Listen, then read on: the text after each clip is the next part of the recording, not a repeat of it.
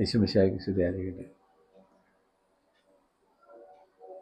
ഞാനിന്ന് ഈ വീഡിയോയിൽ വരുന്നതിൻ്റെ ഒരു പ്രധാനപ്പെട്ട കാര്യം, 2 കാര്യങ്ങൾ നിങ്ങളോട് പറയാൻ വേണ്ടിയാണ്. ഇതിലൊന്ന്, വിശുദ്ധ കുർബാന യോഗ്യതയോടുകൂടി എങ്ങനെ സ്വീകരിക്കാം. 2, പൈശാചിക ശക്തിയെക്കുറിച്ച് നിങ്ങൾക്കറിയില്ലാത്ത കാര്യവും എനിക്കറിയാവുന്ന കാര്യവും നിങ്ങളോടൊന്ന് പങ്കുവയ്ക്കാൻ വേണ്ടിയിട്ടാണ്. ഇതിനാണ് ഞാൻ ഇന്ന് ഈ വീഡിയോയിൽ വരുന്നത്. ഇതെല്ലാം പറയുന്നതിന് മുമ്പ് ഞാൻ ആരാണെന്നും നിങ്ങൾ അറിഞ്ഞിരിക്കണം. എങ്കിൽ മാത്രമേ നിങ്ങളിത് വിശ്വസിക്കുകയുള്ളൂ. അല്ലെങ്കിൽ നിങ്ങൾക്കിത് വിശ്വസിക്കാൻ ബുദ്ധിമുട്ടായിരിക്കും. ഞാനീ പറയുന്ന ഈ വീഡിയോ ഒരാളെങ്കിലും കണ്ട് ഒരാൾക്കെങ്കിലും ഒരു അനുഭവം ഉണ്ടായാൽ അതാണ് എനിക്കുള്ള ഏറ്റവും വലിയ സന്തോഷം. ഇത് കാണുന്നവരെല്ലാവരും ഇതിനകത്ത് സ്വീകരിക്കണമെന്നോ ഇതത് മാറണമെന്നോ ഇത് ചെയ്യണമെന്നോ ഒന്നും ഞാൻ ആഗ്രഹിക്കുന്നില്ല. ഒരാളെങ്കിലും ഇത് ഒന്ന് അനുസരിച്ചാൽ, അത് ഫോളോ ചെയ്താൽ, ഇല്ല അതിനോടത്ത് അത് വിശ്വസിച്ചാൽ, അതാണ് എൻ്റെ ഏറ്റവും വലിയ ആഗ്രഹം. ഞാൻ ഒരു 33 വർഷമായി ഈ നവീകരണ ജീവിതത്തിലേക്ക് വന്നിട്ട്. അതുവരെ എനിക്ക് യേശുവിനെക്കുറിച്ചോ സഭയെക്കുറിച്ചോ ഒന്നും എനിക്കറിയത്തില്ലായിരുന്നു. ഞാനങ്ങനെ ഡിവൈനിലെ ഒരു ധ്യാനം എല്ലാം കൂടിയാണ് ഇങ്ങനെ കടന്നു വന്നത്. പക്ഷെ ഞാൻ എൻ്റെ ഈശോനെ അറിഞ്ഞപ്പം എനിക്കതിനകത്ത് കൂടുതൽ എൻ്റെ ജീവിതത്തെ മാറ്റിമറിക്കണമെന്നും എൻ്റെ ജീവിതത്തെ കൂടുതൽ ഈശോയ്ക്ക് പങ്കുവെച്ച് കൊടുക്കണമെന്നൊക്കെ ആയിരുന്നു എൻ്റെ ആഗ്രഹം. ഞാൻ എല്ലാ ദിവസവും 31 വർഷത്തെ എൻ്റെ തുടങ്ങിയ സമയം മുതൽ എല്ലാ ദിവസവും രാവിലെ 3 മണിക്ക് ഞാൻ എഴുന്നേൽക്കും. എന്നിട്ട് ഈശോയുടെ കൂടെ പ്രാർത്ഥിക്കും. ഈശോയോട് എനിക്ക് ഭയങ്കര ഇഷ്ടമായിരുന്നു. അങ്ങനെ ഞാൻ എഴുന്നേൽക്കുന്ന സമയത്ത് എല്ലാവരും നല്ല ഉറക്കമായിരിക്കും. 3 മണി നേരം എന്ന് പറഞ്ഞാൽ നല്ല ഉറക്കത്തിൻ്റെ സമയമാണ്. പക്ഷേ അന്ന് മുതൽ എല്ലാ ദിവസവും ഞാൻ 3 മണിക്ക് എഴുന്നേറ്റ് ഈശോയുടെ കൂടെ പ്രാർത്ഥനയിലായിരിക്കും. അതിനകത്ത് അതുപോലെ തന്നെ എന്നെ സംബന്ധിച്ച് എനിക്കിത്രയും വളർച്ചയിലേക്ക് ഞാൻ ഇങ്ങനെ ഈശോയുടെ കൂടെ കടന്നു വരാനും ഈശോയിലാകാനും ഒക്കെ എനിക്ക് ഒരു ഇത് കിട്ടി, ഒരു ഉത്സാഹവും ഉന്മേഷവും കിട്ടിയത് എൻ്റെ ഉപവാസമാണ്. ഉപവാസവും പ്രാർത്ഥനയിലൂടെയാണ് ഞാൻ യേശുവിലേക്ക് കൂടുതൽ അടുത്തത്. അതാണ് എൻ്റെ ഏറ്റവും വലിയ മഹത്വം തന്നെ, എൻ്റെ ഏറ്റവും വലിയ അനുഗ്രഹവും. ഞാനെടുക്കുന്ന ഉപവാസം ഈ ലോകത്ത് ആർക്കും ചെയ്യാൻ സാധിക്കത്തില്ല, ഒരാൾക്കും ചെയ്യാൻ സാധിക്കത്തില്ല. അത് എൻ്റേതായ തീരുമാനത്തിലെടുക്കുന്ന ഉപവാസമല്ല. എനിക്ക് ഈശോ പറയുന്നതനുസരിച്ചിട്ട് ആണ് ഞാൻ ഉപവസിക്കുന്നത്. എനിക്കൊരു 5 പ്രാവശ്യം ഈശോയുടെ കൂടെ ഉപവസിക്കാൻ എനിക്ക് അവസരം കിട്ടിയിട്ടുണ്ട്. അതായത് ഒരു 25 ദിവസം, ഒരു 30 ദിവസം, ഒരു 40 ദിവസം, ഒരു 41 ദിവസം, ഒരു 50 ദിവസം. ഇത്രയും കാലയളവിൽ ഇത്രയും പ്രാവശ്യം, ഈ 5 പ്രാവശ്യം എനിക്ക് ഈശോയുടെ കൂടെ ചേർന്നിരിക്കാൻ, ഉപവസിക്കുക എന്ന് പറഞ്ഞത് ചേർന്നിരിക്കുക എന്നാണ്. അപ്പോൾ ഈശോയോട് ചേർന്നിരിക്കാനുള്ള ഒരു അവസരമാണ് എനിക്ക് അത് കിട്ടിയത്. അതാണ് എൻ്റെ ജീവിതത്തിലെ ഏറ്റവും വലിയ ഒരു അനുഗ്രഹവും. ഞാൻ പറഞ്ഞില്ല, ഞാൻ എടുക്കുന്ന ഉപവാസം ഈ ലോകത്ത് വേറെ ആർക്കും ചെയ്യാൻ പറ്റുമെന്ന് എനിക്ക് തോന്നുന്നില്ല. കാരണം ഈ പറഞ്ഞ ദിവസങ്ങൾ അത്രയും വെറും വെള്ളം മാത്രം, പച്ചവെള്ളം മാത്രം കുടിച്ചുകൊണ്ടാണ് എൻ്റെ ഉപവാസം. അതിനിടയ്ക്ക് ഞാൻ ജോലിക്ക് പോവും, ധ്യാനങ്ങൾക്ക് പോവും, ക്ലാസ്സുകൾക്ക് പോവും. അങ്ങനെ ഒരുപാട് കാര്യങ്ങൾ, എൻ്റെ വീട്ടിലെ കാര്യങ്ങൾ എല്ലാം നടക്കണം. പക്ഷെ ഇതിനകത്തൊന്നും എനിക്കൊരു ക്ഷീണമോ ഒരു ബുദ്ധിമുട്ടോ ആദ്യം അങ്ങനെയൊന്നും എനിക്ക് തോന്നത്തില്ല. എന്നാലും ഞാൻ എൻ്റെ ഉപവാസത്തെക്കുറിച്ച് പറയുകയാണെങ്കിൽ, നാളെ മുതലാണ് എനിക്കിപ്പം ഈ പറഞ്ഞ കാലയളവിലുള്ള ഉപവാസം തുടങ്ങുന്നതെങ്കിൽ അന്ന് തലേദിവസം രാത്രിയോടുകൂടി എൻ്റെ ഭക്ഷണം അവസാനിക്കുക. പിന്നെ ഇത് തീർന്നു കഴിഞ്ഞിട്ട് ആണ് എൻ്റെ ഉപവാസം, പിന്നെ എൻ്റെ ഭക്ഷണം തുടങ്ങാൻ പറ്റുള്ളൂ. അപ്പം ഞാനത് രാത്രി എൻ്റെ ഉപവാസം തുടങ്ങുമ്പോൾ, അതായത് അന്ന് രാത്രി മാത്രമേ എനിക്ക് ഭക്ഷണം കഴിക്കാൻ പാടുള്ളൂ. അങ്ങനെ കഴിക്കാമെന്ന് പറഞ്ഞാൽ ഞാൻ എല്ലാ ഭക്ഷണവും കഴിക്കും. അതായത് ചിക്കൻ, പോർക്ക്, അങ്ങനെ എല്ലാ മാംസവും വെച്ച് ഒരു 2 നേരത്തെ ഭക്ഷണമെങ്കിലും ഒരു നേരം കഴിക്കും ഞാൻ. ഇത്രയും ക്വാണ്ടിറ്റി ഉണ്ടാവും ഞാൻ കഴിക്കുന്നത്. തിരിച്ച് എന്നെ ഈ 25 ദിവസം കഴിയുമ്പോഴും 50 ദിവസം കഴിയുമ്പോഴും പിന്നെ തുടങ്ങുന്നത് ഞാനിവിടെ എന്തോ വെച്ച് അവസാനിപ്പിച്ചോ അത്രയും ഭക്ഷണം വെച്ച് വേണം പിന്നെ തുടങ്ങാൻ. അതാണ് പറഞ്ഞത്, ഇത് ലോകത്തിൽ ആർക്കും ഇത് സാധിക്കത്തില്ല. ഒരു മാനസികമായ ഒരവസ്ഥയിൽ ഇതിനെ കൊണ്ടുപോകാൻ പറ്റത്തില്ല. ഇത് ഈശോയുടെ അനുഗ്രഹം ഉള്ളതുകൊണ്ടും ഈശോയുടെ അനുവാദം ഉള്ളതുകൊണ്ടും മാത്രമാണ് എനിക്കത് ചെയ്യാൻ പറ്റുള്ളൂ, അല്ലെങ്കിൽ എനിക്ക് ചെയ്യാൻ പറ്റത്തില്ല. പിന്നെ അപ്പോൾ ഈശോയുടെ കൂടെ എനിക്കത് പഠിച്ചപ്പോൾ എനിക്ക് ആദ്യം ഈശോ എന്നെ പഠിപ്പിച്ചത് ഈശോയുടെ ഭാഷയാണ്, ഈശോയുടെ സംസാരമാണ്, ഈശോയുടെ ഭാഷയാണ് എന്നെ ആദ്യം ഈശോ പഠിപ്പിച്ചത്. വേറെ എനിക്ക് തന്നെ ഒരു വലിയ കൊട്ടാരം തരാനോ അല്ലെങ്കിൽ സമ്പത്ത് തരാനോ അതൊന്നും ഈശോ തീരുമാനം എനിക്കൊട്ട് വേണ്ടതാനും, എനിക്ക് അങ്ങനെ ഒരു ആവശ്യം ഇല്ലതാനും. പക്ഷേ എൻ്റെ ഈശോയോട് കൂടി ചേർന്നപ്പം എനിക്ക് കിട്ടുന്നത് ഈശോയുടെ ഭാഷയാണ്. ഇന്ന് പല ധ്യാന ഗുരുക്കന്മാരും ധ്യാനക്കാരും ഒക്കെ പറയുന്നൊരു കാര്യമുണ്ട്, ഞാൻ പറയാൻ കേൾക്കാൻ നേരത്തെ എനിക്ക് ശരിക്കും അതൊരു അതിശയമാണ്. ഈശോ എന്നോട് അങ്ങനെ പറഞ്ഞു, ഈശോ ഇങ്ങനെ പറഞ്ഞു, അങ്ങനെ ചെയ്യാൻ പറഞ്ഞു, ഇങ്ങനെ. ഒരിക്കലും അത് ആര് പറഞ്ഞാലും അത് പച്ചക്കള്ളമാണ്. കാരണം ഈശോയുടെ ഭാഷ എന്താണെന്ന് പോലും ഇവർക്ക് ആർക്കും തിരിച്ചറിയത്തില്ല.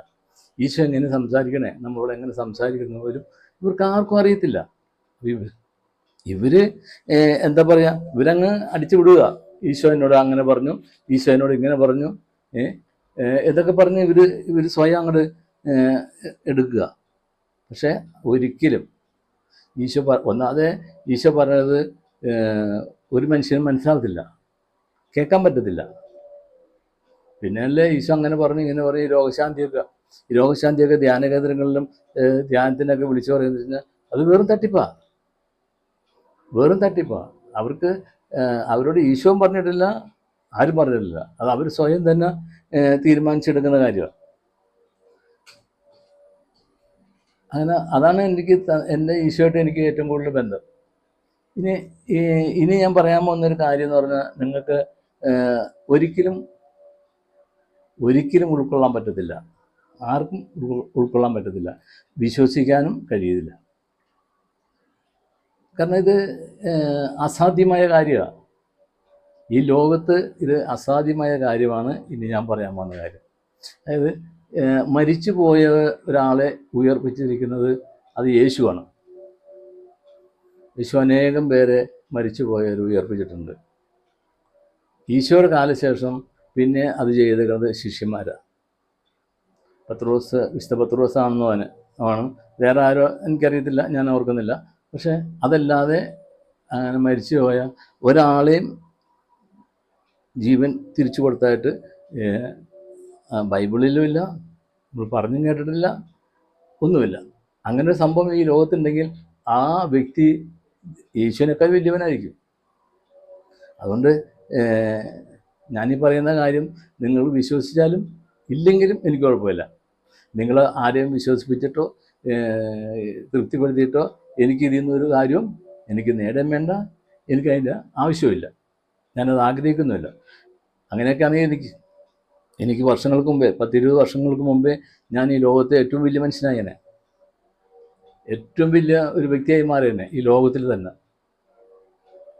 പക്ഷെ ഞാനത് എൻ്റെ മരണശേഷം മാത്രമേ ഇത് പറയാവുള്ളൂ എന്ന് ഞാൻ പറഞ്ഞിട്ടുണ്ടായിരുന്നു. പക്ഷെ ഇപ്പം ഈ 2 കാര്യം നിങ്ങളുടെ മുമ്പിൽ, അതായത് എങ്ങനെ യോഗ്യതയോട് വിശുദ്ധ കുർബാന സ്വീകരിക്കാം, 2 പൈശാചിക ശക്തി നമ്മുടെ ജീവിതത്തിൽ എങ്ങനെ വരുന്നു, ഇത് രണ്ടും ഒന്ന് നിങ്ങളോട് പറയാൻ വേണ്ടി മാത്രമാണ് ഞാനിത് പറഞ്ഞത്. ഞാൻ പറഞ്ഞത് നിങ്ങൾ വിശ്വസിക്കണമെന്നും എനിക്ക് നിർബന്ധമില്ല. അതായത്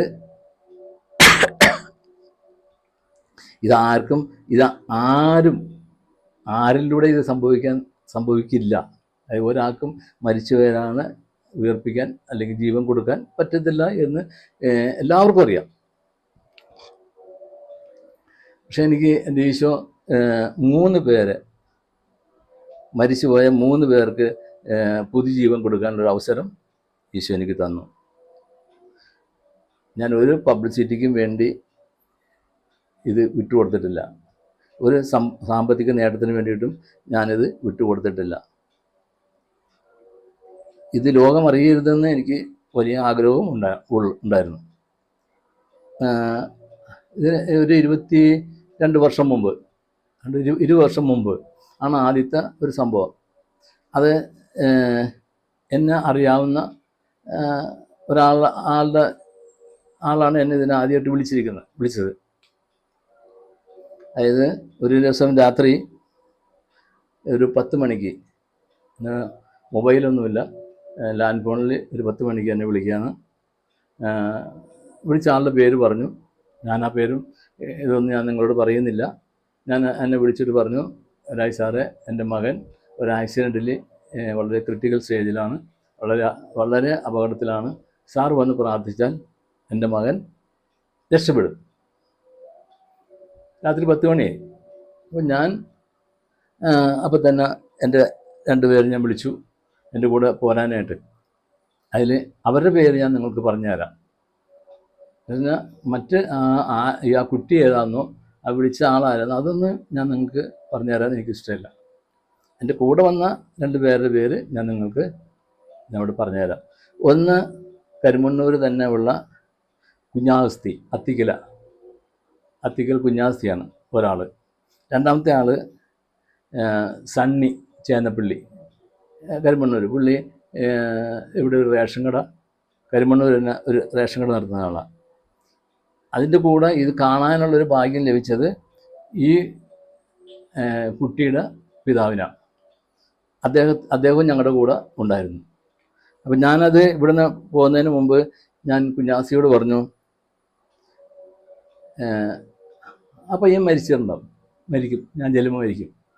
പക്ഷെ ഞാൻ നമ്മളിവിടെ ചെല്ലുമ്പം നമ്മളെ കാത്ത് ഈ കുട്ടിയുടെ അപ്പൻ ഹോസ്പിറ്റലിൻ്റെ വാതിൽക്ക് നിൽക്കണം.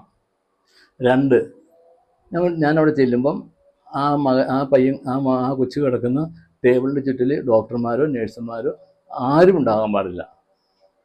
3-മത്തെ ഇത് അവനെ ഈച്ച ആർത്തിരിക്കണം.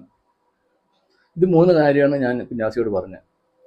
അങ്ങനെ ഞങ്ങൾ ഇവിടുന്ന് ചെന്ന് കഴിയുമ്പം ഹോസ്പിറ്റലിൻ്റെ വാതിൽക്ക് ഇദ്ദേഹം നിൽപ്പുണ്ട്. ഞങ്ങളെ വിളിച്ചുകൊണ്ട് പോയി കൊച്ചു കിടക്കുന്ന ടേബിള്, ഇവിടെ ആരുമില്ല, ഡോക്ടറുമില്ല, നഴ്സുമാരുമില്ല, വേറെ ആരുമില്ല, കൊച്ചു മാത്രം കിടപ്പുണ്ട്.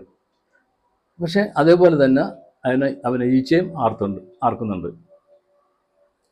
അപ്പം ഞാൻ ഈശോയോട് പ്രാർത്ഥിച്ചു, എനിക്കിവനെ രക്ഷപ്പെടുത്തണം, ഇവന് തിരിച്ചു കൊണ്ടുവരണം. ഞാനങ്ങനെ അവൻ്റെ കാലിൽ തൊട്ട് പ്രാർത്ഥിച്ച് ചെയ്യുമ്പോഴത്തേക്ക് അവനൊന്ന് ഒരു ജർക്ക് ചെയ്ത് അവൻ വിറച്ചു.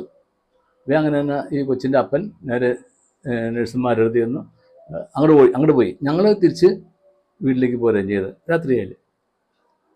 2-മത്തെ സംഭവം എന്ന് പറഞ്ഞു കഴിഞ്ഞാൽ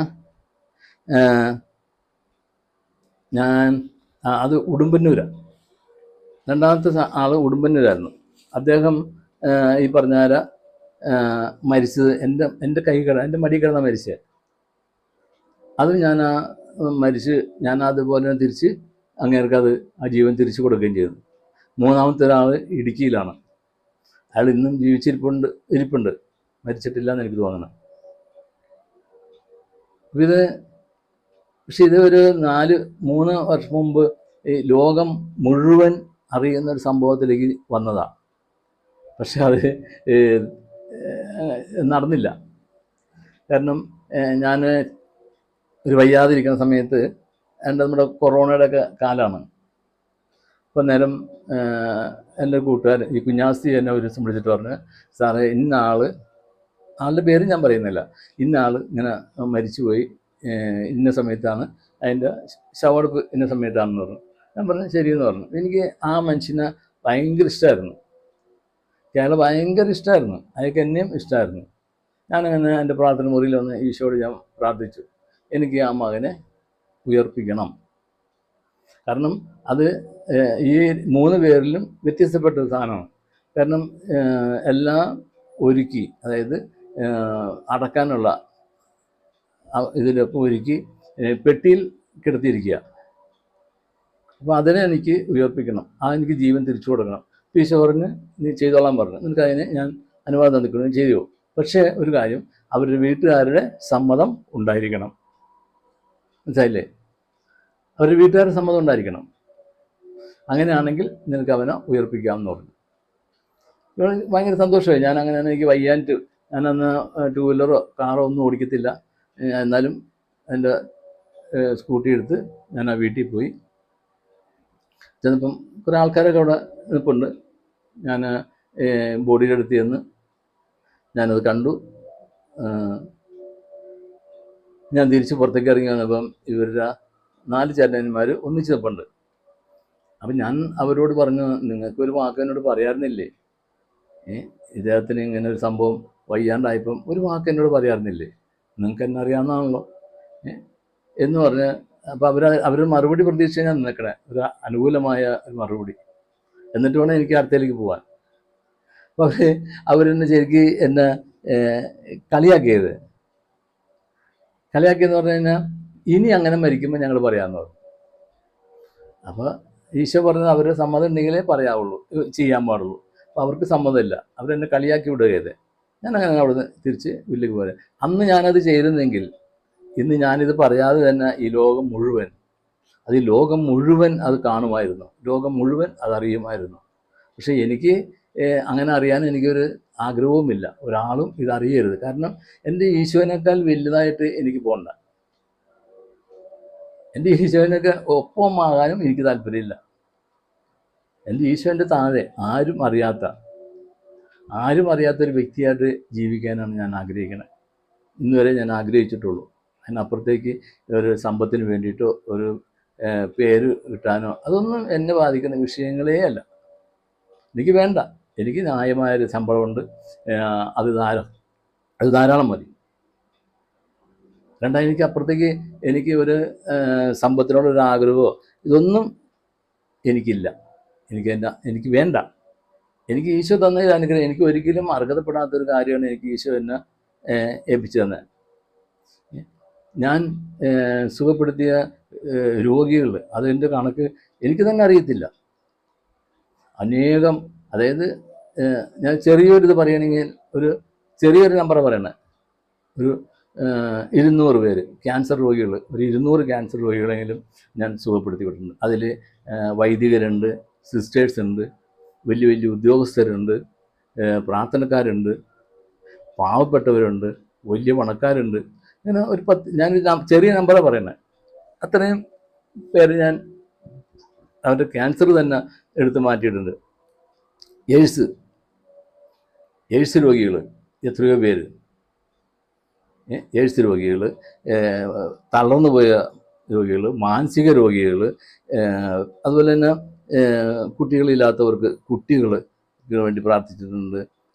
വിവാഹം നടക്കാത്തവരുടെ വിവാഹത്തിന് വേണ്ടി പ്രാർത്ഥിച്ചിട്ടുണ്ട്. വീട് വെക്കണം ആഗ്രഹം, വീടിന് വേണ്ടി പ്രാർത്ഥിച്ച് കിട്ടിയിട്ടുണ്ട്.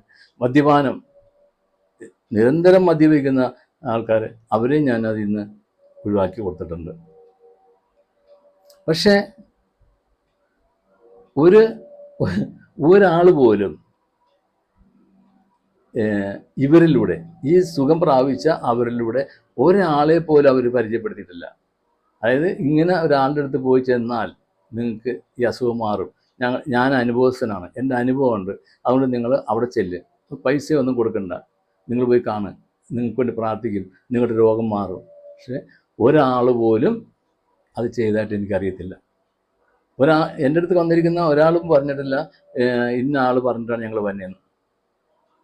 ഇതൊരു സ്വാർത്ഥതയാണ്. അത് ഈശോ തന്നെ പറഞ്ഞില്ലേ, 10 കുഷ്ഠരോഗിയെ സുഖപ്പെടുത്തി വിട്ടാണ് ഈശോ.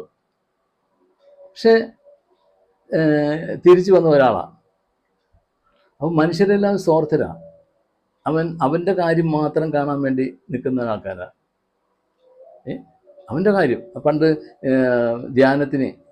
ഞാൻ ആദ്യമൊക്കെ ധ്യാനത്തിന് ചെന്നപ്പം ഈ പനക്കലച്ചൻ പറയുന്നൊരു കാര്യമുണ്ട്. നിങ്ങൾക്ക് അന്ന് ക്യാൻസറുള്ള സമയമാണ്, നിങ്ങൾക്ക് ക്യാൻസർ രോഗം ഉണ്ടെങ്കിൽ നിങ്ങൾ വേറൊരു ക്യാൻസർ രോഗിക്ക് വേണ്ടി പ്രാർത്ഥിക്കണം. അപ്പം അങ്ങനെ നിങ്ങൾ വേറൊരു ക്യാൻസർ രോഗിക്ക് വേണ്ടി പ്രാർത്ഥിക്കുമ്പോൾ നിങ്ങളുടെ രോഗം ഈശോ മാറ്റിത്തരും. അന്ന് ഞാൻ പനക്കിലച്ചനോട് ഞാൻ തർക്കിക്കുമായിരുന്നു. അതായത് നമ്മൾ വേറൊരു ക്യാൻസർ രോഗിക്ക് പ്രാർത്ഥിക്കുന്നത് എന്തിനാ? നമ്മുടെ രോഗം മാറാൻ വേണ്ടിയിട്ടാണ്, അല്ലാണ്ട് അവൻ രക്ഷപ്പെടാൻ വേണ്ടിയിട്ടല്ല. നമ്മുടെ മനസ്സിലുള്ളത് നമ്മൾ രക്ഷപ്പെടണം, ഒരിക്കലും അവൻ രക്ഷപ്പെടാൻ വേണ്ടിയിട്ടല്ല പറയുന്നത്, നമ്മൾ പ്രാർത്ഥിക്കുന്നത്. അപ്പം ആ പ്രാർത്ഥനയിൽ എന്താ അർത്ഥമുള്ളത്? ആ പ്രാർത്ഥനയ്ക്ക് എന്താ വിലയുള്ളത്? അപ്പോൾ അച്ഛൻ പറയും, നീ അങ്ങനെ കൂടുതലൊന്നും ചോദിക്കണ്ട, പറയണ്ട, ഓക്കെ, വേണ്ട. ഞാൻ പറഞ്ഞത് നമ്മളുടെ ജീവിതത്തിൽ ഒരു അനുഗ്രഹം ദൈവം തന്നിട്ടുണ്ടെങ്കിൽ അത് തീർച്ചയായിട്ടും മറ്റുള്ളവർക്ക് കൂടി അത് പങ്കുവെച്ചു കൊടുക്കാൻ നമ്മൾ തയ്യാറാകണം. ഇല്ലെങ്കിൽ പിന്നെ നമുക്കത് കിട്ടിയതിൽ യാതൊരു ഗുണവുമില്ല, യാതൊരു അർത്ഥവുമില്ല. അതുപോലെ ഞാൻ ഇതിന് വേണ്ടിയിട്ട് 1 രൂപ പോലും ഞാനിങ്ങനെ ഈ രോഗങ്ങൾക്ക് വേണ്ടി പ്രാർത്ഥിക്കുക അങ്ങനെയുള്ള ഒരു പരിപാടിക്കും 1 രൂപ പോലും ഞാൻ ആരുടെ കയ്യിൽ നിന്നും ഞാൻ മേടിച്ചിട്ടില്ല, ഒരാളുടെ കയ്യിൽ നിന്നും ഞാൻ മേടിച്ചിട്ടില്ല. കാരണം ഒത്തിരി വലിയ പണക്കാരും ഒക്കെ ഉള്ള അവരൊക്കെയാണ്. പക്ഷെ അവരുടെ നിന്ന് പോലും എനിക്ക് തന്നിട്ട് പോലും ഞാൻ 1 രൂപ പോലും ഞാൻ മേടിക്കാതെ എൻ്റെ ഈശോ എന്നെ ഏൽപ്പിച്ചത് സന്തോഷത്തോടുകൂടെ ഞാൻ ചെയ്ത് തീർക്കുകയായിരുന്നു. അതുപോലെ തന്നെ ഞാൻ ഈ മദ്യപാനികൾക്ക് വേണ്ടിയിട്ട് ധ്യാനം നടത്തുന്നുണ്ടായിരുന്നു, തൊടുപുഴയും ഇടുക്കിയിലൊക്കെ. ഒരു 150 രൂപയാണ് ഒരാളുടെ ഫീസ് 3 ദിവസം. പക്ഷെ ഒരു സ്തോത്ര കാഴ്ചയോ, അച്ഛന്മാരൊക്കെ എന്നോട് പറയും സ്തോത്ര കാഴ്ച എടുക്കണം, അല്ലെങ്കിൽ ഇത് മുന്നോട്ട് കൊണ്ടുപോകാൻ പറ്റില്ല, ചിലവ്. അതില്ല, ഞാൻ ചെയ്യത്തില്ല. ഞാൻ പറയും സ്തോത്ര കാഴ്ച എടുത്ത് ചെയ്യണമെങ്കിൽ അച്ഛന്മാർ ചെയ്തോ, ഞാൻ ചെയ്യത്തില്ല. അത് ശരിയല്ല. ഞാൻ എൻ്റെ കയ്യിൽ നിന്ന് എല്ലാ മാസവും, മാസത്തിലൊരിക്കലാണ് അത് നടക്കുന്നത്, എല്ലാ മാസവും ഒരു തുക, ചിലപ്പം 5000 രൂപ 6000 രൂപ എൻ്റെ കയ്യിൽ നിന്ന് ഞാൻ എടുക്കണം. എൻ്റെ കയ്യിലില്ല, പക്ഷെ എന്തായാലും കടം മേടിച്ചിട്ടാണെങ്കിലും ഉള്ളപ്പോൾ ഉണ്ടെങ്കിലും ലോൺ എടുത്താണെങ്കിലും ഞാനത് നടത്തിയിരിക്കും. എൻ്റെ കയ്യിൽ കാശ് കൂടെയാണ്, അല്ലാണ്ട് ഒരാളുടെ കയ്യിൽ നിന്ന് ഇന്ന് വരെ ഞാൻ ഒരു പൈസയും ആരെയും നിന്ന് ഞാൻ മേടിച്ചിട്ടില്ല. എനിക്കത് ഇഷ്ടമല്ല താനും, എനിക്ക് വേണ്ട, എനിക്കതിൻ്റെ ആവശ്യമേ ഇല്ല.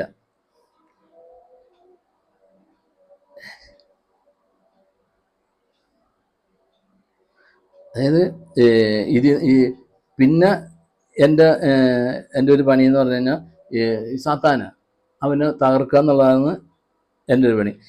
അതിന് വേണ്ടിയിട്ട് സാത്താൻ പഠിച്ച പണി 18 നോക്കിയിട്ടുണ്ട്, അവൻ തോറ്റു പോയിട്ടുള്ളൂ, എന്നെ തകർക്കാൻ പറ്റിയിട്ടില്ല. പിന്നെ എനിക്കത് പറയാതിരിക്കാൻ പറ്റത്തില്ല, അതുകൊണ്ട് ഞാൻ പറയാണ്, ആളുടെ പേരൊന്നും ഞാൻ പറയുന്നില്ല. പക്ഷെ ഈ ധ്യാനം നിൽക്കാൻ തന്നെ മെയിൻ കാരണം എൻ്റെ ഗ്രൂപ്പിലുണ്ടായിരുന്ന ഒരു മനുഷ്യൻ,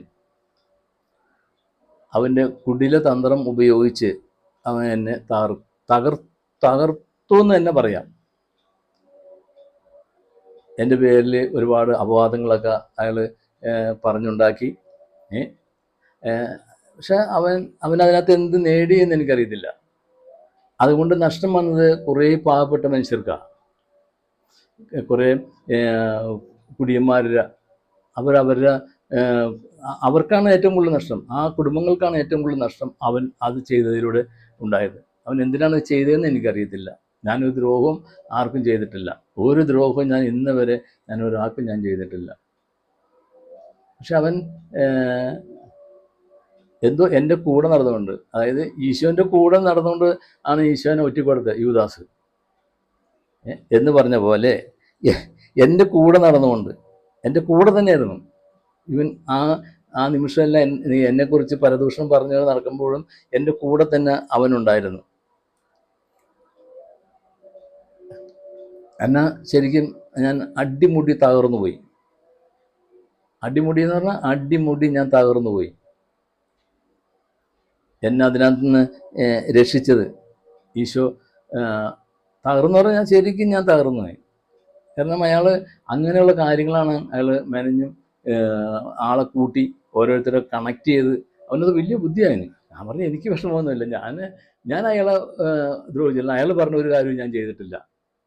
നിങ്ങളൊന്ന് ആലോചിച്ച് നോക്കിയേ, ഇത്രയും വലിയൊരു കൃപയുള്ള ഒരു മനുഷ്യൻ, അതായത് ഒരു മരിച്ചുപോയൊരു മനുഷ്യനെ ഉയർപ്പിക്കാൻ ജീവൻ കൊടുക്കാൻ കഴിവുള്ള ഒരു മനുഷ്യൻ, ഈശോ സംസാരിക്കുന്ന ഒരു മനുഷ്യൻ ഒരിക്കലും ഒരു നശ്വരമായ ഒരു ഇത് ചെയ്യാൻ ആഗ്രഹിക്കത്തില്ല. അത് പറ്റത്തില്ല അവർക്ക്. ഞാനങ്ങനെ ചെയ്തിട്ടുമില്ല. ഞാൻ ഒരു പൈസയും മേടിച്ചിട്ടുള്ള ആരെയൊന്നും പക്ഷെ അവൻ എന്നെ ശരിക്ക് തകർത്ത് കളഞ്ഞു. ഞാനാകെ തകർന്ന് തരിപ്പണമായപ്പം എനിക്ക് ഈശോ കാണിച്ചു തന്നൊരു വചനമുണ്ട്. അത് ഞാൻ ഒരുപാട് പ്രാവശ്യം വായിച്ചിട്ടുണ്ടെങ്കിലും ഈശോ എന്നെ കാണിച്ചു തന്ന് എടുക്കാൻ പറഞ്ഞു. മത്തായിയുടെ സുവിശേഷം 5-ാം അധ്യായത്തിൻ്റെ 11-ാം വാക്യം. അതാണ് എന്നെ രക്ഷിച്ചത്. അതിനകത്ത് പറഞ്ഞിരിക്കുന്നത്, എന്നെ പ്രതി മനുഷ്യർ നിങ്ങളെ അവഹേളിക്കുകയും പീഡിപ്പിക്കുകയും എല്ലാവിധ തിന്മകളും നിങ്ങൾക്കെതിരെ വ്യാജമായി പറയുകയും ചെയ്യുമ്പോൾ നിങ്ങൾ ഭാഗ്യവാന്മാർ. സ്വർഗത്തിൽ നിങ്ങളുടെ പ്രതിഫലം വലുതായിരിക്കും. ഞാൻ ശരിക്കും തുള്ളിച്ചാടി. ഞാൻ ശരിക്ക് എന്നെക്കുറിച്ച് പരദൂഷണം പറഞ്ഞ ആ വ്യക്തിക്ക് ഞാൻ 1000 നന്ദി പറഞ്ഞു. പക്ഷെ എനിക്ക് കിട്ടിയത് സ്വർഗരാജ്യത്തിൽ എൻ്റെ ഫലമാണ്, എൻ്റെ പ്രതിഫലമാണ് എനിക്ക് അവിടെ ഈശോ ഒരുക്കിയിരിക്കുന്നത്. കാരണം എന്നെക്കുറിച്ച് ഞാൻ ഈശോയ്ക്ക് വേണ്ടിയിട്ടാണ് ഇത് കേട്ടത്. അപ്പം ഈശോയ്ക്ക് വേണ്ടി ചെയ്ത കാര്യത്തിന് എനിക്ക് പ്രതിഫലം എന്ന് പറഞ്ഞാൽ എൻ്റെ സ്വർഗത്തിൽ, ഒന്ന് ആലോചിക്ക്, സ്വർഗത്തിൽ എനിക്ക് വലിയൊരു പ്രതിഫലം ഈശോ ഒരുക്കിയിട്ടുണ്ടെങ്കിൽ അതിനേക്കാൾ വലിയ സന്തോഷം എനിക്ക് തന്നെ. അപ്പോൾ ആ വ്യക്തി അങ്ങനെ ചെയ്തെങ്കിൽ ഞാൻ ആ വ്യക്തിയെ ഒരുപാട് ഈശോയ്ക്ക് നന്ദി പറഞ്ഞു. അവനിലൂടെ എൻ്റെ പേര് സ്വർഗത്തിൽ, എനിക്ക് ഒരു സ്വർഗത്തിലെ ഇടം അവനായിട്ട് എനിക്ക് ഉണ്ടാക്കി തന്നു. ഇന്ന് വരെ ഞാൻ അവരോട് വഴക്കുണ്ടാക്കാനോ പിടിക്കാനോ ഒന്നും ഞാൻ പോയിട്ടില്ല.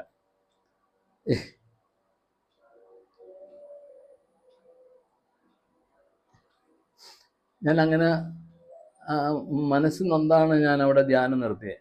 ഞാൻ എന്നെ ഏറ്റവും കൂടുതൽ ഇഷ്ടമുള്ള പിതാവ്, ഇടുക്കിയിലെ പിതാവ്, ആനിക്കുഴിക്കാട്ട് പിതാവിൻ്റെ അടുത്ത് ഞാൻ ചെന്ന് പറഞ്ഞപ്പം പിതാവിനോട് പറഞ്ഞ, രാജു ധ്യാനം നിർത്തരുത്. ഞാൻ പറഞ്ഞില്ല പിതാവ്, എനിക്കത് ഇനി ചെയ്യാൻ പറ്റില്ല. എൻ്റെ മനസ്സിനകത്ത് ഒരു ചെറിയ വിങ്ങൽ വന്നാൽ പിന്നെ എനിക്കത് മുന്നോട്ട് കൊണ്ടുപോകാൻ പറ്റത്തില്ല. അപ്പോൾ പിതാവ് പറഞ്ഞ് പറ്റത്തില്ല, അത് നിർത്തരുത്. കാരണം എത്രയോ കുടുംബങ്ങൾ പിതാവിനെ ഏറ്റവും അറിയാവുന്ന പലരുണ്ട്. അതൊക്കെ കൂടി നിർത്തി വളരെ സന്തോഷത്തോടെ ജീവിക്കണം. അപ്പോൾ രാജു ചെയ്യുന്നത് ഒരു വലിയൊരു കാര്യമാണ്. ഒരാളുടെ മദ്യപാനം മാറ്റാന്ന് പറഞ്ഞാൽ ഒരു വലിയ കാര്യം. കുടുംബം രക്ഷപ്പെടും. ഒരു മദ്യപാനി രക്ഷപ്പെട്ടാൽ ഒരു കുടുംബം രക്ഷപ്പെടും. ഒരു കുടുംബം രക്ഷപ്പെട്ടാൽ ഒരു ഇടവക രക്ഷപ്പെടും. ഒരു ഇടവക രക്ഷപ്പെട്ടാൽ ഒരു പ്രദേശം മുഴുവൻ രക്ഷപ്പെടും. അപ്പോൾ അങ്ങനെ അത്രയും വലിയൊരു കാര്യം ചെയ്യുന്ന ഒരു വ്യക്തിയാണ് രാജു. ഞാനിവിടെ തൊടുപുഴ ധ്യാനിപ്പിച്ചുകൊണ്ടിരുന്നപ്പം നമ്മുടെ അന്നത്തെ പിതാവ്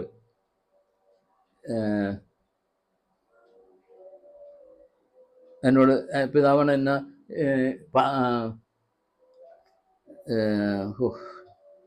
ആ പിതാവാണ് എന്നെ ഇടുക്കിക്ക് വിട്ടത്. കോതാമംഗലത്ത് നിന്ന് എന്നെ ഇടുക്കിയിലേക്ക് വിട്ടത് പിതാവാണ്. ഇന്നിപ്പം കോതാമംഗലം പിതാവ് റെസ്റ്റാണ്. ഞാൻ ആ പേര് ഞാൻ വിട്ടുപോയി എൻ്റെ കയ്യിൽ നിന്ന്. അത് ഓർമ്മ വലിയ വ്യത്യാസമാണ്. അപ്പം പിതാവാണ് എന്നെ അങ്ങടെ പിതാവിനെ പരിചയപ്പെടുത്തി വിട്ടത്. അപ്പം പിതാവിന് ഭയങ്കര കാര്യമായിരുന്നു എന്നെ. എന്നോട് പറഞ്ഞു, ഒരിക്കലും നിർത്തരുത്, ധ്യാനം നിർത്തരുത്. ആരെന്ത് പറഞ്ഞാലും രാജുവിനെ എനിക്ക് അറിയാവുന്നതാണ്, ഞാനത് വിശ്വസിക്കില്ല. ഞാൻ പറഞ്ഞു, എനിക്ക് അത് മുന്നോട്ട് കൊണ്ടുപോകാൻ പറ്റത്തില്ല, എനിക്കത് താങ്ങാൻ പറ്റത്തില്ല. അതുകൊണ്ട് ഞാൻ ഇവിടെ നിന്ന് ഞാനിനി ധ്യാനിപ്പിക്കുകയില്ല എന്നത്. ഞാൻ ധ്യാനിപ്പിക്കുകയല്ല, എനിക്കിനി ഇടുക്കിയായിട്ട് യാതൊരു ബന്ധവും എനിക്കുണ്ടാവുകയില്ല. പക്ഷേ ഈശോയ്ക്ക് എന്നിൽ വേറൊരു പദ്ധതിയായിരുന്നു ഉണ്ടായിരുന്നത്. ആ പദ്ധതിക്ക് കാരണമായത് ഈ എൻ്റെ കൂടെ ഉണ്ടായിരുന്ന ഈ സഹോദരനാണ്. കാരണം ഞാനിത് നിർത്തിക്കഴിഞ്ഞ് ഞാൻ ജോലി VRC എടുത്ത് പോകുന്നപ്പം റെസ്റ്റ് എടുക്കാൻ, വീട്ടിൽ സ്വസ്ഥമായിട്ടിരിക്കാൻ വേണ്ടി വന്ന. പക്ഷേ ഈശോ എന്നെ അതിനനുവദിച്ചില്ല. എനിക്ക് കിട്ടിയൊരു വലിയ ഭാഗ്യമാണ്. ഞാൻ അതല്ലേ ഈ ഇടുക്കി തന്നെ ധ്യാനമായിട്ട് ഇങ്ങനെ ജീവിതകാലം മുഴുവൻ കഴിയേണ്ടി വരും. പക്ഷേ ഞാൻ VRC എടുത്ത് വീട്ടിൽ വന്നിരുന്ന് കഴിയുമ്പോഴത്തേക്കും എനിക്ക് പിന്നെ 18 രാജ്യങ്ങളിലെ 18 രാജ്യങ്ങളിലെ ഈശോയുടെ വചനം പ്രഘോഷിക്കാൻ ഉള്ള ഭാഗ്യം കിട്ടി. അതൊക്കെ നമ്മൾ പറയില്ലേ, നാട്ടിലെ ഭാഷ, ഒന്ന് ചീഞ്ഞ് ഒന്നിന് വളമാവും. അന്ന് ആ മനുഷ്യൻ എനിക്കെതിരെ പറഞ്ഞു വരുത്തിയ ആ പരദൂഷണം ഒരാവശ്യമില്ലാത്ത കാര്യത്തിനാണ്. ഞാനിത് തെറ്റ് ചെയ്തിട്ടുണ്ടോ, അല്ലെങ്കിൽ ഞാനതിനെ ദ്രോഹിച്ചിട്ടുണ്ടെങ്കിൽ ഓക്കെ, ഇതൊന്നുമില്ല. പക്ഷെ ഇതിനു വേണ്ടിയായിരിക്കും അതാണ് ഞാനതൊന്ന് അനുഭവിക്കേണ്ടത്. 18 രാജ്യങ്ങളിൽ ഈശോനെ പങ്കുവെച്ചു കൊടുക്കാനും ഈശോയുടെ വചനം പങ്കുവെച്ചു കൊടുക്കാനും ഒക്കെ ആയിട്ട് 18 രാജ്യങ്ങളിൽ പോകാൻ എന്നെ ഈശോ അനുവദിച്ചു. ഈ ഇടുക്കിയിൽ അങ്ങനത്തെ ഒരു ഭാഗ്യം കിട്ടിയ ആരും ഉണ്ടാവുമെന്ന് എനിക്ക് തോന്നുന്നില്ല. അതുകൊണ്ട് ഞാനിതിനെക്കുറിച്ചൊന്ന് കൂടുതൽ എല്ലാം ഞാൻ ചുരുക്കിയാണ് പോകണം. കാര്യം ഒത്തിരി അങ്ങ് നീട്ടിപ്പോയി കഴിഞ്ഞാൽ നിങ്ങൾക്കും ബുദ്ധിമുട്ടാണ് കേൾക്കുന്നവർക്ക്. എനിക്കതിനകത്ത് ഒരു കാര്യം പറയാനുള്ളത് വെച്ച് കഴിഞ്ഞാൽ, ഇന്ന് ഒരുപാട് ക്യാൻസർ രോഗികൾ ഉണ്ട് നമ്മുടെ നാട്ടിലും പുറത്തൊക്കെ ആയിട്ട്. ഒരുപാട് ക്യാൻസർ രോഗികൾ, പലർക്കും മരുന്ന് മേടിക്കാൻ പോലും ചികിത്സിക്കാൻ പോലും കഴിവില്ലാത്ത ഒരുപാട് പേരുണ്ട്. അവർ നിങ്ങൾക്ക് ആർക്കെങ്കിലും പരിചയമുള്ളവരുണ്ടെങ്കിൽ നിങ്ങൾ അവരോട് ഒന്ന് പറയുക, ഇതൊന്ന് പങ്കുവെച്ചു കൊടുക്കുക. ആ ക്യാൻസർ രോഗിക്ക് ഞാൻ പ്രാർത്ഥിക്കാൻ തയ്യാറാണ്. ഞാൻ അവർക്ക് വേണ്ടി പ്രാർത്ഥിക്കാം. ക്യാൻസർ രോഗികളോ അതുപോലെ അത്രയും വേദനിക്കുന്ന പാവപ്പെട്ട മരുന്നിന് പോലും വകയില്ലാത്ത ആരെങ്കിലും ഉണ്ടെങ്കിൽ നിങ്ങളൊന്ന് പറഞ്ഞു കൊടുത്താൽ അതൊരു വലിയ സഹായമായിരിക്കും. ഞാനിത് കൂടുതൽ നീട്ടിക്കൊണ്ടൊന്നും പോകാൻ താല്പര്യമില്ല. ഇത് കാണുന്ന നിങ്ങൾ മറ്റുള്ളവർക്ക് വേണ്ടിയിട്ട് ഒരു വഴി ഒരുക്കി കൊടുക്കുക. അതാണ് ഞാൻ നിങ്ങളോട് ഈ കൂട്ടത്തിൽ അപേക്ഷിക്കാനുള്ളത്. എനിക്ക് ഒരു ചെറിയൊരു കാര്യം കൂടി പറയാനുണ്ട്. ഞാൻ വെച്ച് കഴിഞ്ഞാൽ ഇങ്ങനെ ഈശോയ്ക്ക് വേണ്ടി മാത്രം ജീവിച്ചു പോകുന്ന എനിക്ക് സമ്പത്തിനോടോ അങ്ങനെയൊന്നും എനിക്ക് താല്പര്യമില്ലാത്ത അതിനകത്തേക്ക് അങ്ങനെ വരാനുണ്ടായ ഒരു കാരണമുണ്ട്. മനസ്സിലായില്ലേ? അതായത് വിശുദ്ധ മത്തായിയുടെ സുവിശേഷം 5-ാം അധ്യായത്തിൻ്റെ 3-ാമത്തെ തിരുവചനം. ഇതിൻ്റെ അർത്ഥം പൂർണ്ണമായിട്ടും അറിയാത്ത വ്യക്തികളാണ്, മനുഷ്യനാണ് ഈ ഈശോയുടെ ശുശ്രൂഷയ്ക്ക്, ഈ ധ്യാനത്തിനും പ്രാർത്ഥനയ്ക്കും അതിനും ഇതിനൊക്കെ പൈസയായിട്ട് മേടിക്കുന്നത്. പൈസയാണ് അവരുടെ ഏറ്റവും വലിയ ലക്ഷ്യം. കാരണം പൈസ എന്ന് പറയുന്നത് സാത്താനാണ്. സാത്താനെ ചുവന്നുകൊണ്ട് ഒരിക്കലും ഈശോയുടെ കൂടെ പോകാൻ പറ്റത്തില്ല. അപ്പോൾ എല്ലാ മനുഷ്യരും, എൻ്റെ അറിവിൽ ഒരാൾ പോലും പൈസ മേടിക്കാതെ ഒരു ശുശ്രൂഷയും ചെയ്തതായിട്ട് എനിക്കറിയത്തില്ല. പക്ഷെ എനിക്ക് കിട്ടിയ ഏറ്റവും വലിയ അറിവ് മത്തായിയുടെ സുവിശേഷം 5-ാം അധ്യായത്തിൻ്റെ 3-ാം തിരുവചനം, ആത്മാവിൽ ദരിദ്രരായവർ ഭാഗ്യവാന്മാർ. ഈ ഒരു വചനം അതെന്നെ ഒരുപാട് സഹായിക്കുക. തുടക്കത്തിലെ എൻ്റെ ഈ ജീവിതത്തിലേക്ക്, ഈ ആത്മീയ ജീവിതത്തിലേക്ക് കടന്നു വന്നപ്പോൾ ആദ്യം കിട്ടിയ വചനമാണ് എനിക്ക്. ഇതിൻ്റെ ഒരു അർത്ഥം ഞാൻ സകല ധ്യാനഗുരുക്കന്മാരോടും അന്നത്തെ വലിയ ധ്യാനഗുരുക്കന്മാരോടും ഒക്കെ ഞാൻ ചോദിച്ചു. പല സ്ഥലത്തും ഞാൻ അന്വേഷിച്ചു. ഇതിൻ്റെ ഒരു അർത്ഥം എന്താണ്, ആ വചനത്തിൻ്റെ അർത്ഥം എന്നൊന്ന് പറഞ്ഞു തരാമോ? പക്ഷെ അവരെല്ലാം പറഞ്ഞു തന്നത് വേറെ കുറേ കാര്യങ്ങളാണ്. പക്ഷെ എൻ്റെ ഈശോ, അന്ന് എനിക്ക് ഈശോയോട് സംസാരിക്കാൻ പറ്റത്തില്ലായിരുന്നു. അന്ന് അങ്ങനെ സംസാരിക്കാൻ ഈശോയായിട്ട് സംസാരിക്കാനുള്ള കഴിവ് എനിക്ക് തന്നിട്ടില്ലായിരുന്നു. ഈശോ പറഞ്ഞാൽ എനിക്ക് മനസ്സിലാവത്തില്ല, എനിക്കോട്ട് അങ്ങനെ തിരിച്ചു പറയാനും പറ്റത്തില്ല. പക്ഷെ എനിക്ക് ആ കഴിവ് കിട്ടിയപ്പം, എനിക്ക് ഈശോയോട് സംസാരിക്കാൻ ഉള്ള ആ കഴിവ് കിട്ടിക്കഴിഞ്ഞപ്പം ഞാൻ ആദ്യം ഈശോയോട് ചോദിച്ച ഒരു കാര്യമാണ്, ഈ വചനത്തിൻ്റെ അർത്ഥം എനിക്ക് തന്നെ. മനസ്സിലായില്ലേ? ഈ വചനത്തിൻ്റെ അർത്ഥമാണ് എനിക്ക് വേണ്ടത്. അപ്പോഴാണ് ഈശോ എനിക്ക് ഈ വചനത്തിൻ്റെ അർത്ഥം എനിക്ക് പറഞ്ഞു തരണേ. ഇതിന് ഇപ്പം എൻ്റെ ഈ വീഡിയോ കാണുന്ന ആർക്കെങ്കിലും ഈ വചനത്തിൻ്റെ അർത്ഥം അറിയാമെങ്കിൽ നിങ്ങൾ ആരെങ്കിലും എനിക്ക് പറഞ്ഞു തന്നാൽ, നിങ്ങൾ ചോദിക്കുന്നൊരു കാര്യം, അത് വൈദികരായാലും സിസ്റ്റേഴ്സായാലും അൽമായനായാലും ധ്യാന ഗ്രൂപ്പ് നടത്തുന്നതായാലും ആരായാലും, ഈ വചനത്തിൻ്റെ ശരിയായൊരു അർത്ഥം നിങ്ങൾ എനിക്ക് പറഞ്ഞു തന്നാൽ ഈ ലോകത്ത് മനുഷ്യന് അസാധ്യമായ ഏത് കാര്യവും ഞാൻ നിങ്ങൾക്ക് സാധിച്ചു തരാം. ഇത് എൻ്റെ യേശുവിടെ നാമത്തിലാണ് ഞാൻ പറയുന്നത്. ആ വചനത്തിൻ്റെ അർത്ഥം അത്രയും വ്യാപ്തിയുള്ളതാണ്, അത്രയും വലുതാണ്. അത് തിരിച്ചറിയുമ്പോഴാണ് നമുക്ക് ഈ സമ്പത്തിനോട് താല്പര്യമില്ലാതെ അപ്പോഴാണ് നമുക്ക് ഈശോയുടെ വില അറിയുന്നത്. അതല്ലെങ്കിൽ ഒരിക്കലും നമുക്ക് ഈശോയുടെ വില അറിയാൻ പറ്റത്തില്ല. നമ്മൾ സമ്പത്തിന് വേണ്ടിയിട്ട് എല്ലാവരും പോകുന്നവരെ നമ്മളും ഓടി അങ്ങ് പോകും. അതുകൊണ്ടൊക്കെയാണ് എനിക്ക് ഈശോയോട് സംസാരിക്കാൻ. നിങ്ങൾ നോക്കി, ഈ ലോകത്ത് ആർക്കും കിട്ടാത്ത 2 ഭാഗ്യങ്ങളല്ലേ എനിക്ക് കിട്ടിയത്. ഈശോയോട് സംസാരിക്കുക.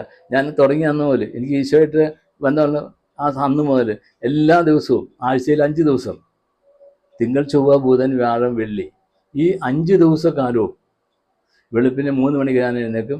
എൻ്റെ ഈശോനോട് ഞാൻ സംസാരിക്കും. ചിലപ്പോൾ എനിക്ക് 2 മിനിറ്റേ കിട്ടത്തുള്ളൂ.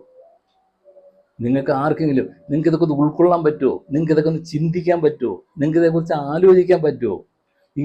ഇങ്ങനെ ഒരു സംഭവം, ഈശോ സംസാരിക്കുന്ന, ഈശോയോട് സംസാരിക്കുന്ന ഒരു വ്യക്തിയെ നിങ്ങൾക്ക് കാണാൻ പറ്റുമോ ഈ ലോകത്ത്? പക്ഷെ ഇത് ഞാനല്ല, വേറൊരാളാണ് അത് കിട്ടിയെങ്കിൽ ഇന്ന് ഈ ലോകത്തിൽ ഏറ്റവും വലിയവനായി ഞാൻ. മനസ്സിലല്ലേ? എനിക്ക് അതിൻ്റെ ആവശ്യമില്ല. എനിക്ക് ഇത് വലുതാകാൻ വേണ്ട. എനിക്ക് അതുകൊണ്ടുള്ളൊരു നേട്ടവും എനിക്ക് വേണ്ട. അതുകൊണ്ട് ഇത് നിങ്ങൾ കേൾക്കണം. ഒരല്പം സമയം എടുത്ത് കേൾക്കണം. ഇനി ഞാൻ പറയാൻ പോണത് ഇതിൻ്റെ കണ്ടിന്യൂഷൻ. ഒന്ന്, വിശുദ്ധ കുർബാന യോഗ്യതയോടുകൂടി എങ്ങനെ സ്വീകരിക്കാം. 2, പൈശാചിക ശക്തി ഏത് വിധത്തിലാണ് നമ്മുടെ ജീവിതത്തിലേക്ക് കടന്നു വരുന്നത്. ഇത് 2 കാര്യം എനിക്ക് നിങ്ങളോട് ഇനി പറയാനുള്ളത്. അത് നിങ്ങൾക്ക് സമയം കൊണ്ട് കേൾക്കണം. ഇത് വീഡിയോ ഒത്തിരി നീണ്ടു പോകുന്നതുകൊണ്ട് ചിലപ്പോൾ ഇത് ഞാൻ നിർത്തി അത് മറ്റത് രണ്ടായിട്ട് വയ്ക്കും. പക്ഷെ നിങ്ങളത് കളയരുത്, അത് തള്ളിക്കളയരുത്.